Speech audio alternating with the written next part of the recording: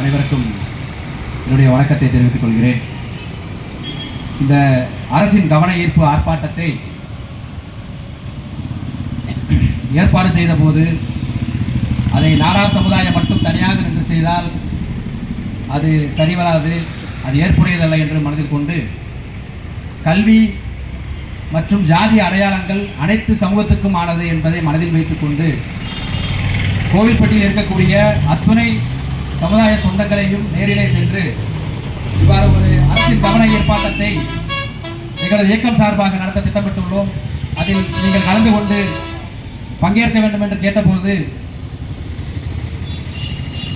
நீதியரசர் அவர்கள் பிறப்பித்த உத்தரவுக்கு எதிராக நாடார் சமுதாயம் எந்த அளவில் கருத்துக்களை வெளியிடுகிறதோ அதே போல் ஒட்டுமொத்த சமுதாயமும் தமிழ் குடியில் பிறந்த அத்தனை சமுதாயமும் ஒரே இடத்தில் இருந்து அந்த நீதியரசரின் உத்தரவுக்கு எதிர்ப்புகளை இங்கே பதிவு செய்து கொண்டிருக்கிறார்கள். அப்பேற்பட்ட அந்த கண்டன ஆர்ப்பாட்டத்திற்கு எங்களுடைய அழைப்பை ஏற்று வருகை தந்துள்ள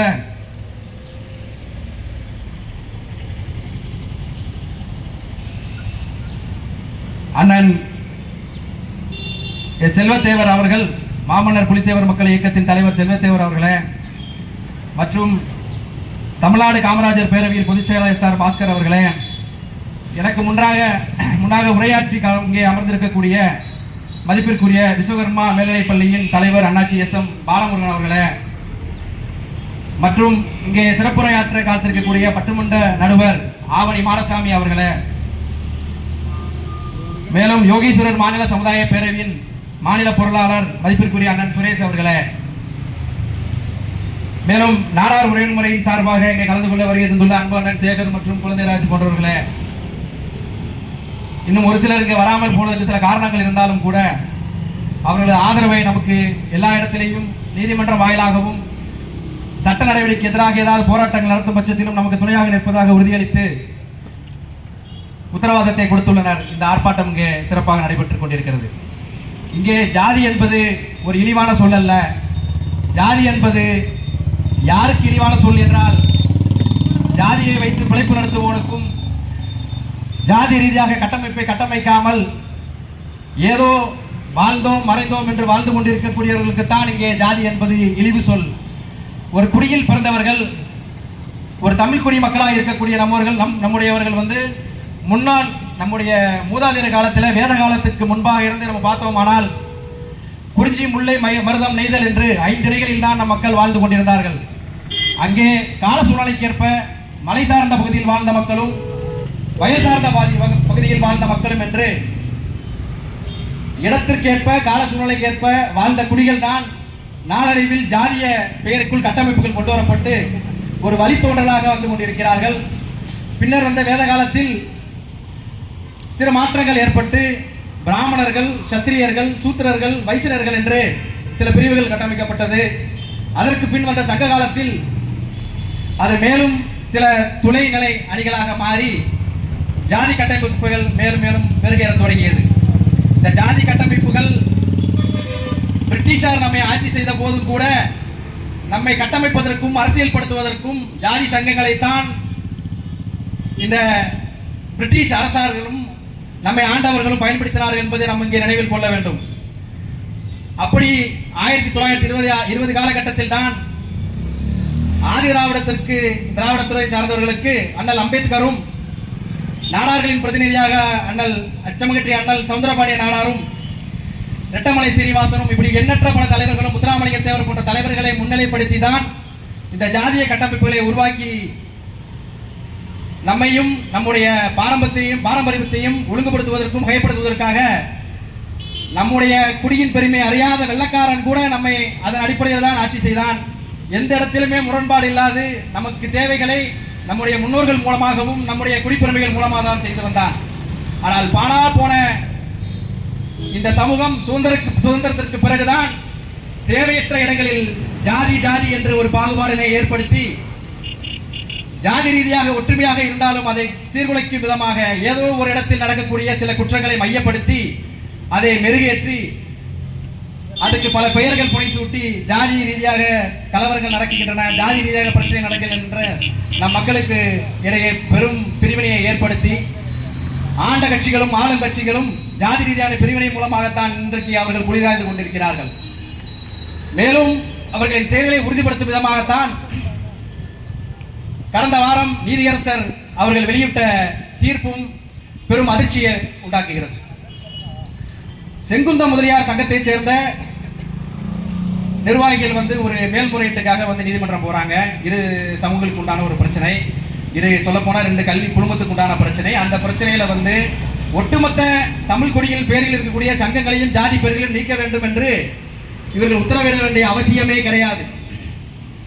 அப்படி உண்மையிலேயே ஜாதி பாகுபாட்டை நீக்க வேண்டும் என்ற ஒற்றை கோட்பாட்டில் இந்த அரசும் நீதி அரசர்களும் இருக்குவாரானால் நீங்கள் பள்ளியிலே சேரும் போது ஜாதி சான்றிதழ் பெற்றுவிட்டு தான் சேர வேண்டும், இடஒதுக்கீடு தான் கொடுத்து தான் படிக்க வேண்டும் என்று சொல்கிறீர்கள்.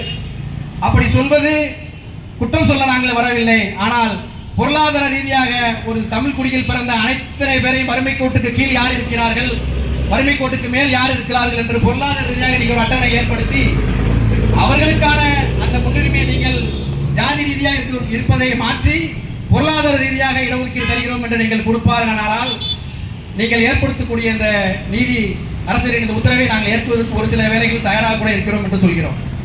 உதாரணமாக நாடார் சமுதாயத்தில் பிறந்த எல்லோரும் மாட மாளிகையும் பெரும் செல்வந்தராக இருக்கவில்லை. தினமும் 200 ரூபாய் கூடிக்கு போகக்கூடிய மக்கள் என் தமிழ் குடியில் பிறந்த அத்தனை சமுதாயத்திலும் இருக்கிறார்கள். நீங்கள் ஜாதி பாகுபாட்டை ஒழிக்க விரும்பினால் கல்வியில் முன்னுரிமை கொடுத்து அனைவருக்குமான சமூக நீதியை ஏற்படுத்த வேண்டும் என்று நீங்கள் நினைத்தால் பொருளாதார அடிப்படையில் வறுமை கோட்டுக்கு கீழ் உள்ள மக்களுக்கு மட்டும்தான் இலவச கல்வி, இலவச வேலை வாய்ப்பில் முன்னுரிமை என்று கட்டமைப்பை நீங்கள் உருவாக்க வேண்டுமே ஒழிய பிறப்பின் அடிப்படையில் உருவான ஜாதியை வைத்து நீங்கள் இதை கட்டமைப்பது என்றும் ஒருபோதும் சரியாக இருந்துவிடாது. இன்னும் சொல்ல போனால் இங்கே இருக்கக்கூடிய நாடார் மேல்நிலைப் பள்ளி 1955ஆம் ஆண்டு, அதாவது சுதந்திரம் அடைந்த 5 ஆண்டுகளில் 1955ஆம் ஆண்டிலே ஏற்படுத்தப்பட்டு 1960இல் ஆரம்ப பள்ளியாக நாடார் மேல்நிலைப் பள்ளியில் இங்கே கோயில்பட்டியிலே தொடங்கப்பட்டது. அதற்கு அடிகோல் ஆட்டியவர் ஐயா காமராஜர் அவர்கள். அதற்கு செயலாளராக தாளராக முதலில் இருந்தவர் ஐயா ஈவே வள்ளிமுத்து நாடார் அவர்கள். அதே போன்று அண்ணன் பாஸ்கரன் சொன்னார், கல்விக் கொள்கையில் புரட்சி ஏற்படுத்த வேண்டும் காமராஜர் சொன்ன போது நாடார் சமூகம் மட்டுமல்லாது தேவர் சமூகமாக இருக்கட்டும், வணிக வைசிய செட்டியாராக இருக்கட்டும், இல்லத்து பிள்ளைவாளாக இருக்கட்டும், அத்தனை தமிழ் குடியில் பிறந்த சமூகங்களும் ஒன்றுபட்டு தனக்கான அடையாளத்தை கல்வியிலிருந்து ஆரம்பிப்போம் என்று சொல்லி அவர்கள் சேர்த்த சிறு சிறு பணத்தையும் அவர்களது பொருளாதாரத்தையும் ஒன்றுபடுத்தி ஒழுங்குபடுத்தி கல்வி சாலைகளை ஏற்படுத்தி சமூக நீதி அடிப்படையிலே அத்துணை சமுதாயத்துக்கும் உண்டான ஒரே இடமாக அந்த கல்வி சாலையை ஏற்படுத்தினார்கள். அரசாங்கங்கள் கூட நிறைய இடத்துல இப்பவும் அதை கட்டமைப்பு செய்ய முடியவில்லை. அதை தனி ஒரு சமுதாய குடியாக இங்கே செய்து கொண்டிருக்கிறார்கள். அப்பேற்பட்ட சங்கங்களை நீங்கள் பாராட்டாட்டி கூட பரவாயில்ல, தயவு செஞ்சு அவங்களை காயப்படுத்தும் விதமாகவும் அவர்களோட முயற்சிகளை சீரழிக்கும் விதமாகவும் நீங்க பேரை நீக்கிறீங்கலாம் சொல்லாதீங்க. இது வெட்கக்கேடான ஒரு விஷயம். ஒருவேளை அந்த நீதிபதிக்கு தமிழ் குடியில் பிறந்த சமுதாயங்களின் வரலாறு தெரியலையா, பாரம்பரியம் தெரியலையா, கலாச்சாரம் தெரியலையாங்கிறது தெரியல. இதெல்லாம் நீங்க நன்கு ஆராய்ந்துட்டு தான் ஒரு தேசத்தின் கொடுக்கக்கூடிய உத்தரவுக்கு நீங்க இந்த மாதிரி ஒரு நிகழ்வை கொடுக்கறதுக்கு முன்னால் நீங்க அத்தனை உத்தரவுகளையும் ஆராய்ந்திருக்கணும். அதே போல் இப்ப நம்ம பேசிக்கிட்டு கூட ஒரு சிலர் விமர்சனம் பண்ணலாம், இவங்க ஜாதியை தூக்கி பிடிக்கக்கூடியவர்கள் சொல்லிட்டு. சத்தியமா கிடையாது. ஜாதி என்பது ஒரு மனிதனின் அடையாளம். பல நூற்றாண்டுகளுக்கு முன்பாக ஏற்படுத்தப்பட்ட ஒரு விஷயம். இன்னைக்கு ஒண்ணுமே இல்லாத ஒரு மாயமான ஒரு விஷயத்தை வச்சுட்டு திராவிடங்கிற பேருக்கு அர்த்தமுக்க தெரியாது. இப்படி இருக்கக்கூடிய சூழ்நிலையில் இங்க ஜாதியை ஒழிக்க கூட உங்களுக்கு நீங்க ஒரு வரலாறு கொடுத்து இத்தனை ஆண்டுகளாக நாங்கள் இருந்தோம் என்று சொன்னால் உங்கள் பின்னால் பயணிக்கிறதுக்கு நாங்கள் இங்கே தயாராக இருந்து கொண்டுதான் இருக்கிறோம். இங்கே ஜாதி பிரச்சனை யாருக்கும் இருந்ததில்லை. இப்பேற்பட்ட நீதிபதிக்கு இங்கே இன்னொரு இந்த கூட்டமைப்பின் சார்பாக ஒரு கேள்வியை கேட்டுக்கொள்கிறேன். இடையில ஒரு பொதுநல வழக்கு தாக்கல் பண்ணாங்க. என்ன வழக்குன்னா, தமிழகத்தில் இருக்கக்கூடிய டாஸ்மாக் கடைகளை மூடணும்னு சொல்லி ஒரு பொதுநல வழக்கு தாக்கல் பண்ணாங்க. அதை விசாரித்த நீதிபதிகள், இதே சென்னை உயர்நீதிமன்றத்தை சேர்ந்த நீதிபதிகள் என்ன சொன்னாங்கன்னா, இது அரசின் கொள்கை முடிவு, இதனை தலையிட முடியாது என்று உடனடியாக அந்த மனுவை நிராகரிப்பு செய்தார்கள். கேவலம் ஒரு குடிக்கு கொடுக்கக்கூடிய முக்கியத்துவத்தை கல்வி நிறுவனங்கள் ஏற்படுத்தக்கூடிய ஒரு சமுதாய குடிகளுக்கு கொடுக்க முடியவில்லை என்றால் எப்பேற்பட்ட நாட்டில் நம்ம இருந்து கொண்டிருக்கிறோம் என்பதை நமக்கு ஆராய்ந்து பார்க்கணும். உங்களுடைய இந்த உத்தரவுகள் வந்து பெண்ணியத்திற்கு எதிராக, பெண் பிள்ளைகளை கொடுமைப்படுத்துகின்ற கையர்களுக்கு எதிராக இருக்கலாம், போதை ஒழிப்பிற்கு எதிராக இருக்கலாம், மது ஒழிப்பிற்கு எதிராக இருக்கலாம்.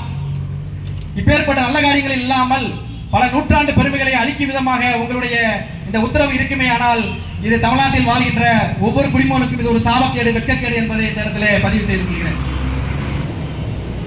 இந்த போராட்டம் சிறிய அளவிலே தொடங்கப்பட்டாலும் கூட தமிழக அரசு இனி வருகின்ற காலங்களில் உடனடியாக மேல்முறையீடு செய்து இந்த உத்தரவை இடைக்கால உத்தரவு மூலம் நிறுத்தி வைக்கவும், உத்தரவை ரத்து செய்வதற்குமான மேல்முறையீட்டில் தமிழக அரசு ஈடுபட வேண்டும் என்று கோவில்பட்டி வாழ் அனைத்து சமுதாய தமிழ் குடிகளின் சார்பாக கேட்டுக்கொண்டு,